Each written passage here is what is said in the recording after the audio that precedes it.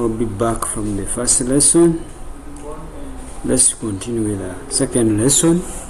I had stopped at how item 1 is answered. I want to read this question. RRP Secondary School is one of the greatest performing schools in your location and has a school secretary who uses a typewriter for typing the activities of integration for some teachers, and also types assessment examinations that students do at the end of their study cycle. At the end of last term, the secretary wrote a report to the school administrator highlighting the challenges she faces to come up with a required number of copies for the activities of integration and assessment examinations due to the big number of students in the school.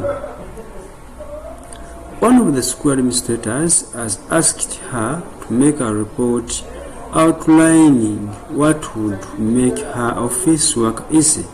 However, the secretary is unable to identify what is needed to be included in the report and has approached you for help. Task: guide the secretary on what would be included in the report. So here we are. In item 1, it should be on our minds that this item, when asked about ICT tools, we've heard about different ICT tools that help people in their daily activities to finish their tasks provided or given to them. For example, in the field of education, in the field of agriculture, in the field of self-security, and other more fields. So, as we all know that this is CBC, which is competence-based curriculum, and in the case of ICT and any other subject, all items or scenarios, they are in the real life situation. We shouldn't just cram. We need to understand.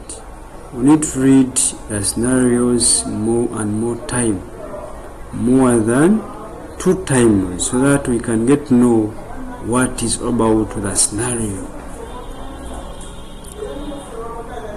The only problem with us learners or candidates, sometimes we fail to read and interpret the items, which leads to the failure of providing appropriate responses or the required responses, and we start providing irrelevant ICT tools. For instance,